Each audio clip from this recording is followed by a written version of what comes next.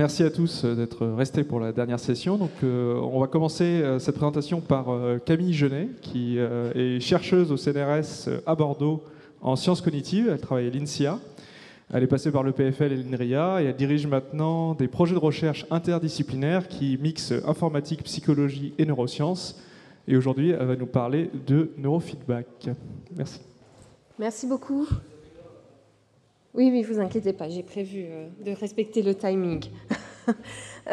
Bon, déjà, merci beaucoup de m'offrir l'opportunité d'échanger avec vous aujourd'hui dans ce beau colloque. Donc, au cours des 20 prochaines minutes, je vous propose dans un premier temps de discuter du lien entre mouvement imaginé et performance sportive, et puis ensuite d'évoquer l'apport du neurofeedback dans le contexte de l'entraînement mental des sportifs.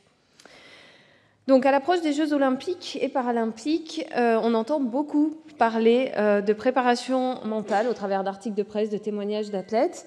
Et lorsqu'on parle de préparation mentale, en fait, on parle de choses qui incluent de la visualisation ou encore de l'imagerie mentale ou de l'imagerie motrice. Alors, l'imagerie motrice, qu'on entend par imagerie motrice, c'est le fait de s'imaginer en train de faire un mouvement sans bouger. Cette imagerie motrice, elle peut être utilisée dans différents contextes. Donc, par exemple, pour optimiser une stratégie.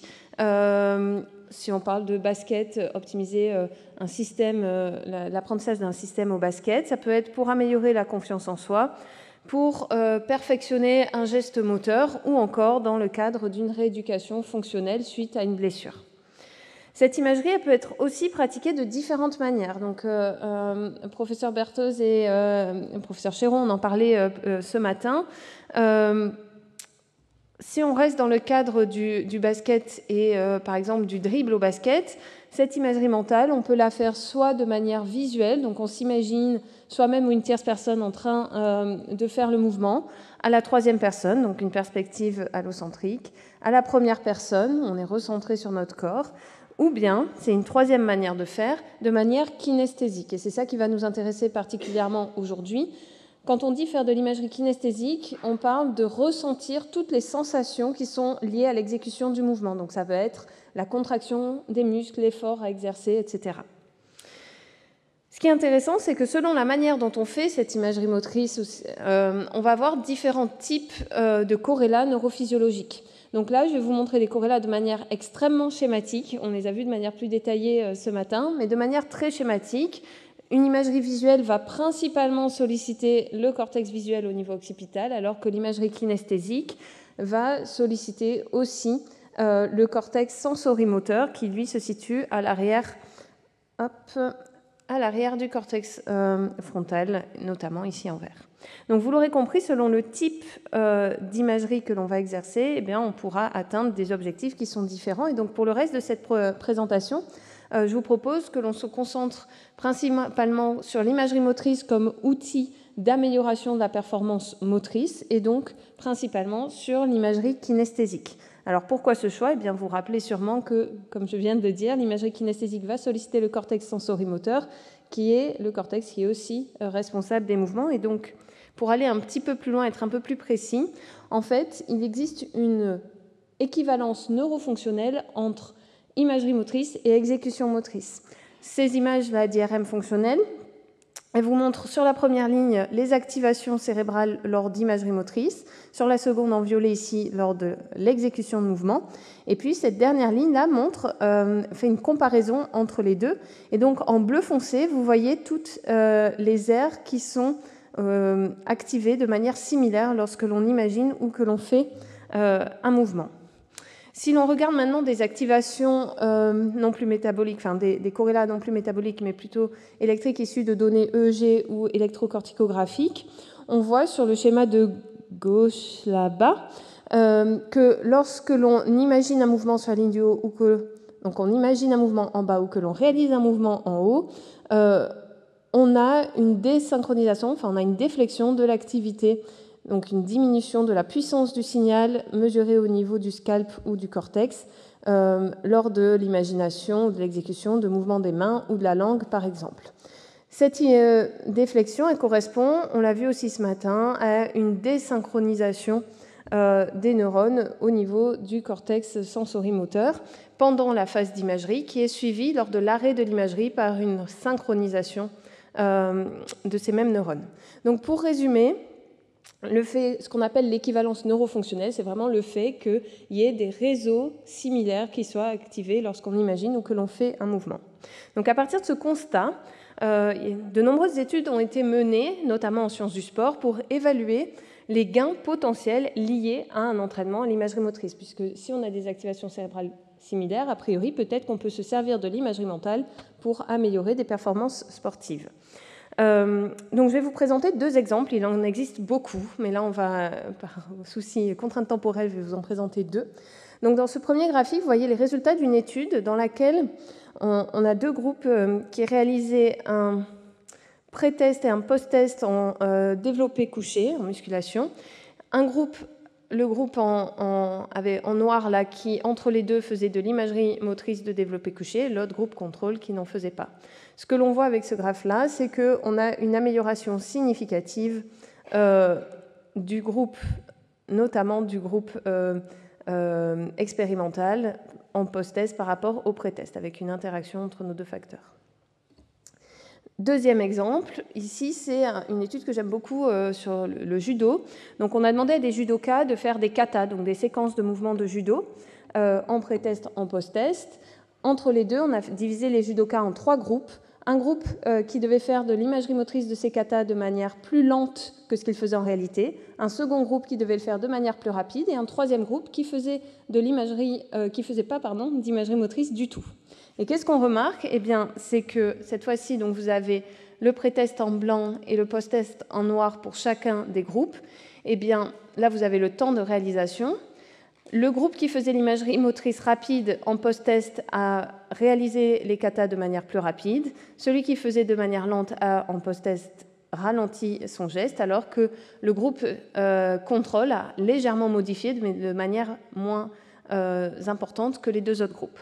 Donc, autrement dit, on peut avoir un effet de l'imagerie motrice sur la représentation mentale d'un geste et donc avoir des effets aussi sur la performance motrice en suivant. Dernier exemple, on sort un peu du sport, mais je me suis dit que c'était intéressant aussi pour la pratique artistique. Vous voyez ici une expérience qui a été menée auprès de pianistes qui devaient apprendre une séquence au piano. 3 groupes là aussi. Un groupe qui faisait uniquement de la pratique physique. Donc on voit ici le nombre d'erreurs en fonction des jours. Vous voyez qu'en pratique physique, les erreurs diminuent largement. Un autre groupe contrôle qui ne faisait rien du tout entre les séances de test. Vous voyez que le nombre d'erreurs stagne. Et puis enfin, un 3e groupe ici qui faisait uniquement de la pratique mentale. Et donc on voit que ce groupe-là diminue son nombre d'erreurs, augmente sa précision de manière moins rapide que ceux qui font de la pratique physique, mais quand même significative.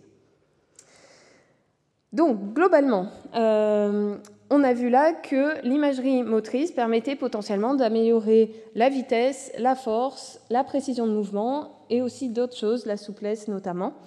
Si ces thématiques-là vous intéressent, je vous invite à lire les ouvrages d'Aymeric Guillot, Franck Di Rienzo et toute leur équipe du LIBM, qui sont vraiment des spécialistes du domaine et qui ont écrit des livres qui sont vraiment de belles sources d'informations.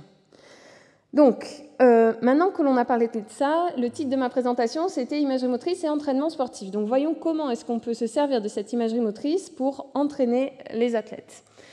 Le problème majeur que l'on va avoir, c'est l'absence de feedback. Donc, si je reprends un peu en arrière, lorsque vous entraînez, lorsque vous voulez acquérir une compétence motrice, disons un coup droit au tennis de table, vous allez pratiquer ce geste. Le fait de pratiquer ce geste, vous allez avoir un retour proprioceptif, un retour sensoriel qui va vous permettre de juger de la performance et donc d'adapter votre stratégie motrice pour optimiser votre performance. C'est la boucle sensorimotrice dont on parlait plus tôt. Le problème lorsque l'on passe sur de l'imagerie motrice, c'est qu'on fait une tâche, cette fois-ci une tâche cognitive, dont les manifestations physiologiques sont principalement des modulations d'activité cérébrale que l'on ne perçoit pas directement en tant qu'acteur. Et donc, à partir de là, la boucle sensorimotrice est rompue. Il s'agit donc de trouver une solution pour potentiellement reclore cette boucle sensorimotrice de manière à pouvoir optimiser l'apprentissage et la performance. Et c'est là qu'entre en jeu le neurofeedback. Donc le neurofeedback, qu'est-ce que c'est ? C'est une technique qui est basée sur ce qu'on appelle des interfaces cerveau-ordinateur qui consiste à mesurer l'activité cérébrale et à traiter cette activité cérébrale en temps réel de manière à fournir un retour aux utilisateurs, aux athlètes, aux patients sur cette activité cérébrale. Ce retour-là, il va permettre d'objectiver la performance, disons, mentale, c'est-à-dire les capacités de modulation d'activité cérébrale. Si on reste dans le contexte de l'entraînement sportif, vous vous rappelez, tout à l'heure, je vous disais que si un athlète veut utiliser l'imagerie motrice pour optimiser des performances, il va falloir qu'il sollicite principalement son cortex sensorimoteur via l'imagerie kinesthésique. Donc là, il va pouvoir savoir à quel point il sollicite son cortex moteur, ou plutôt son cortex visuel. Donc, on permet d'objectiver, on permet de quantifier, de guider aussi, donc ça permet par rapport aux préparateurs mentaux, par exemple, de guider les athlètes vers la meilleure stratégie cognitive, et puis aussi, évidemment, de motiver, puisque le fait d'avoir un feedback, un retour sur l'entraînement que l'on est en train de réaliser permet d'améliorer la motivation. Donc là, je vous présente un petit logiciel de neurofeedback que l'on a conçu avec mon équipe et dont on se sert avec des athlètes en ce moment. Donc on est très contents parce que notamment les deux personnes qui sont à gauche, Luna et Asia, sont toutes les deux qualifiées pour les JO et Jeux paralympiques de Paris. Donc le principe du neurofeedback, c'est que comme chacun et chacune d'entre nous, on a une activité cérébrale différente, il va falloir commencer par calibrer le système, permettre aux algorithmes de reconnaître à quoi ressemble votre activité cérébrale au repos. Donc pour ça, on a une phase de ce qu'on appelle de calibration, pendant laquelle, pendant quelques minutes, la personne reste sans bouger, juste à fixer l'écran. Une fois que cette phase de calibration est terminée, elle va pouvoir commencer son entraînement à l'imagerie motrice. Donc là, j'ai mis un exemple de basket où la personne va s'entraîner, par exemple, à faire un lancer franc. On va mesurer son activité cérébrale en temps réel et lui fournir un feedback. Vous voyez deux types de feedback ici à l'écran. Ce feedback au centre, cette cible-là, qu'on appelle un feedback évaluatif, je vais y revenir, et puis ce feedback à droite, ici, le petit cerveau, qu'on appelle plutôt explicatif. La cible au milieu, elle va grossir ou diminuer en fonction de la capacité de la personne à moduler ses activités au niveau du cortex sensorimoteur. Donc plus la personne y arrive, plus la cible diminue. Donc son objectif, c'est d'avoir la cible la plus petite possible. Le cerveau sur la droite, vous avez vu certainement qu'il y a des différentes zones cérébrales qui s'activent. Vous aurez reconnu qu'en fait, si la personne module son activité cérébrale au niveau du cortex sensorimoteur, on va avoir le cortex sensorimoteur qui s'illumine. Si elle module au niveau visuel, on va avoir une modulation de l'intensité lumineuse au niveau du visuel. Donc maintenant, la question, c'est comment est-ce qu'on passe de l'activité cérébrale brute que l'on enregistre à ce type d'entraînement par neurofeedback et comment est-ce qu'on s'assure que ce type d'entraînement est pertinent. Il y a deux défis principaux, alors il y en a beaucoup d'autres, mais là aussi j'ai choisi de cibler un peu cette intervention sur deux défis. Le premier, c'est quoi, et le deuxième, c'est comment. Donc quoi, c'est-à-dire quelles activités neurophysiologiques on va cibler et qu'est-ce qu'on va donner comme information à l'athlète pour qu'il module son activité cérébrale. Donc qu'est-ce qu'on va récompenser via notre entraînement de neurofeedback, sachant qu'il faut que les motifs d'activité cérébrale que l'on cible soient spécifiques à la compétence que l'on souhaite entraîner, donc ici à l'imagerie motrice, qu'ils soient mesurables en temps réel pour pouvoir fournir un retour en temps réel, et puis qu'ils soient liés à la performance ou à l'expertise. La deuxième question, c'est comment ? C'est-à-dire que, vous voyez, l'activité cérébrale, c'est quelque chose d'extrêmement complexe. Comment est-ce qu'on va ajuster la manière dont on fournit le feedback, de manière à ce que ce soit suffisamment intuitif pour que ça ne nécessite pas trop de charge cognitive et que la personne, l'athlète, puisse apprendre à moduler son activité cérébrale. Donc, en plus de ça, il faut que ce soit utilisable, acceptable, et puis adapté à l'expertise, au niveau d'expertise de l'athlète. Donc là, je vais revenir sur ce dont on parlait il y a quelques minutes, de la désynchronisation des neurones qu'on observe pendant une tâche d'imagerie motrice. Globalement, l'approche standard consisterait à dire, eh bien, si on veut que quelqu'un maximise sa performance d'imagerie motrice, on va récompenser la désynchronisation maximale par rapport à la baseline. C'est ce qu'on fait beaucoup dans le domaine. Le problème, c'est qu'il y a des théories qui disent que le cerveau met en place des stratégies d'optimisation des ressources, et donc il va y avoir un phénomène avec l'acquisition d'une certaine expertise d'optimisation des ressources et donc d'efficience neuronale. Et comment est-ce que cette efficience neuronale elle va se traduire ? Eh bien, elle va se traduire par une rediminution du niveau de désynchronisation associé à une meilleure stabilité et une meilleure distinguabilité des activations. Autrement dit, et là on revient à une question qui a été posée ce matin à Guy Chéron, regarder uniquement des oscillations peut ne pas suffire. Il se peut qu'il faut aller plus loin et regarder aussi des aspects plutôt de connectivité cérébrale de manière plus globale et d'activation un peu séparée ou de stabilité des activations par rapport à une ligne de base. Et c'est là qu'il faut trouver un compromis, parce que si on veut sortir du laboratoire, aller vers des athlètes, etc., on ne peut pas se permettre d'utiliser des bonnets avec 128 électrodes qui nous permettent de faire des analyses de connectivité très poussées. Et donc, il faut trouver le compromis entre marqueurs pertinents et utilisabilité et acceptabilité des systèmes. Donc ça, c'était le premier aspect.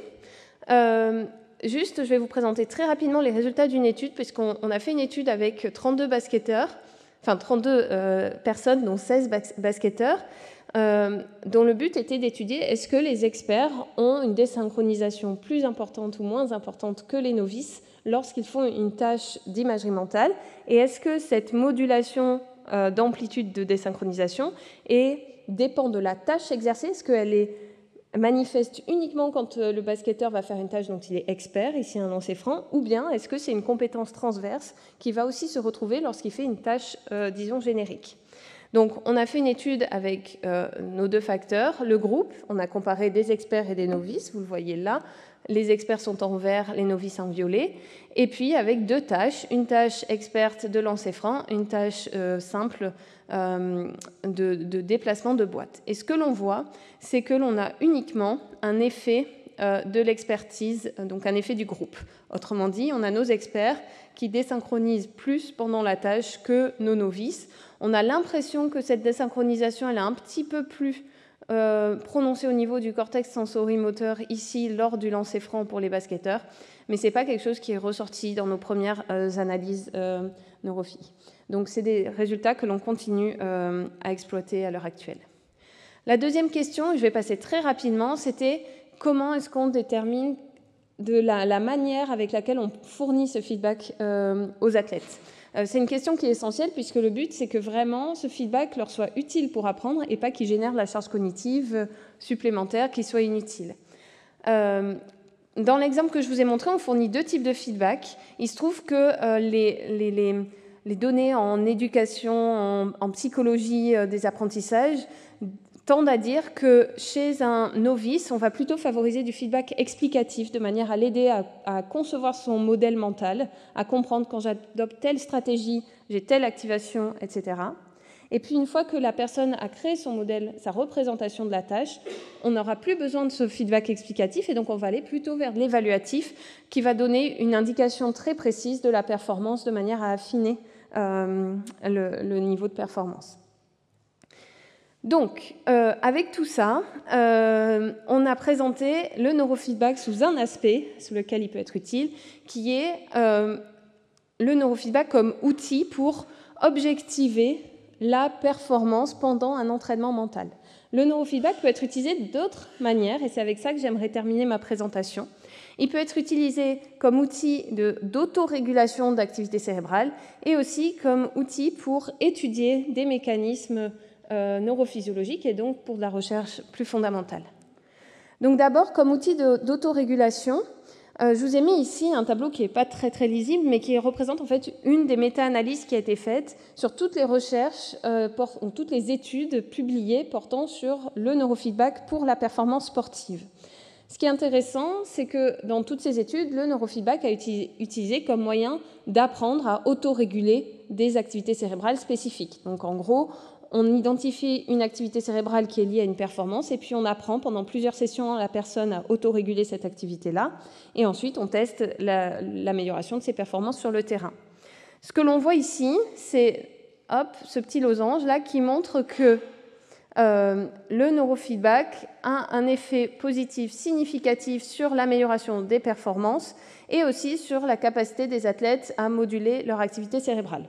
Donc a priori, c'est intéressant et c'est un résultat que l'on retrouve sur toutes les méta-analyses qui ont été publiées jusqu'à présent, mais qui est très largement modulé par le fait que lorsqu'on sépare les études qui comparent le groupe actif de neurofeedback avec un groupe contrôle passif versus avec un groupe contrôle actif qui a fait du neurofeedback mais sur un autre type d'activité cérébrale ou de manière sham, je ne sais pas ce qui se passe, de manière, disons, avec un faux retour, un faux neurofeedback, eh bien, on se rend compte que l'on perd cet effet significatif. C'est-à-dire qu'on ne garde l'effet significatif que quand on compare un groupe passif et plus quand on compare un groupe contrôle actif. Ce qui voudrait dire que dans le neurofeedback, pour l'autorégulation, il y a aussi un effet, disons, placebo, ou du moins un effet non spécifique qui serait lié au fait qu'on fait un entraînement cognitif qui permet d'améliorer nos compétences attentionnelles, mais qui ne serait pas forcément lié à l'activité cérébrale ciblée pendant l'entraînement.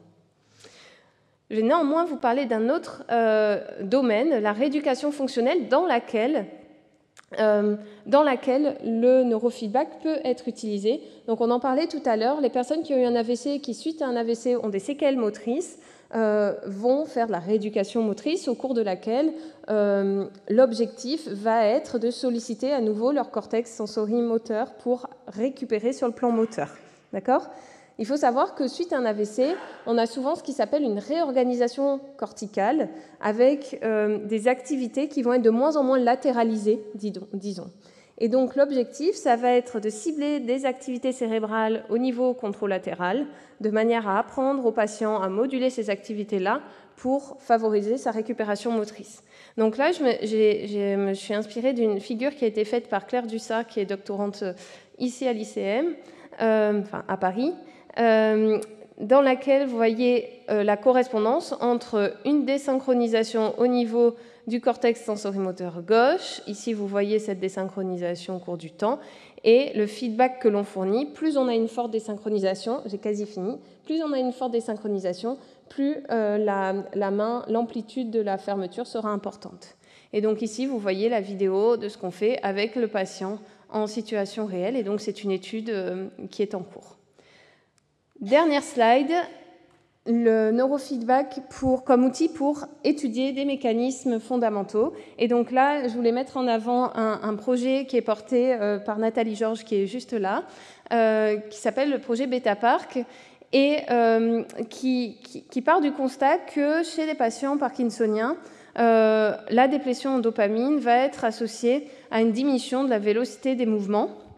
Et que l'une des hypothèses que l'on a, c'est que cette déplétion en dopamine va engendrer, corréler à une augmentation de l'amplitude des activités bêta au niveau du noyau sous-thalamique, elle-même corrélée à une diminution, ou du moins à des symptômes moteurs tels que la bradykinésie. On sait aussi qu'on a des boucles cortico-sous-corticales entre le cortex sensorimoteur et le noyau sous-thalamique. Et donc, la question que l'on se pose, c'est est-ce qu'en modulant par neurofeedback l'activité au niveau du cortex sensorimoteur, on pourrait agir sur la motricité.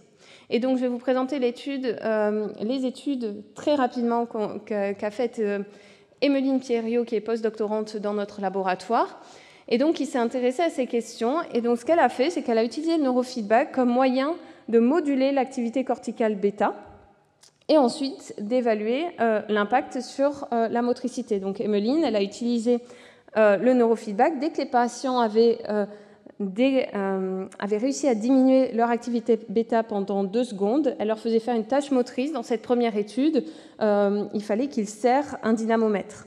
Et ce dont elle s'est rendue compte, c'est qu'on avait une corrélation entre activité bêta et force exercée, et donc que plus les gens arrivaient à diminuer leur bêta, plus ils arrivaient à exercer de la force.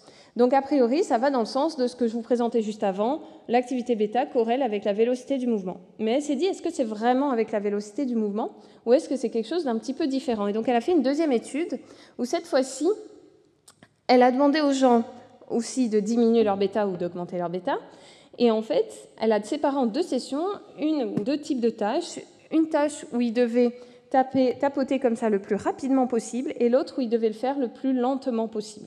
Et ce dont elle s'est rendue compte, c'est qu'en fait, les personnes qui arrivaient à diminuer leur bêta, eh bien, ils étaient meilleurs à la fois à la tâche où il fallait aller plus vite, donc augmenter la rapidité de mouvement, mais aussi à la tâche où il fallait aller le plus lentement possible. Autrement dit, le bêta ne coderait pas spécifiquement pour la vélocité, pour la force, mais ça coderait plutôt pour une espèce de flexibilité cognitive et d'estimation de la force à exercer ou de l'effort à exercer pour réaliser la tâche. Voilà, donc pour conclure, on a vu le neurofeedback, 3 types d'utilisation possibles, l'objectivation, la modulation, l'étude des mécanismes fondamentaux. Et donc, je voudrais remercier toute l'équipe parce que sans elles et eux, je ne ferais rien de tout ça. Donc, merci à eux et merci à vous.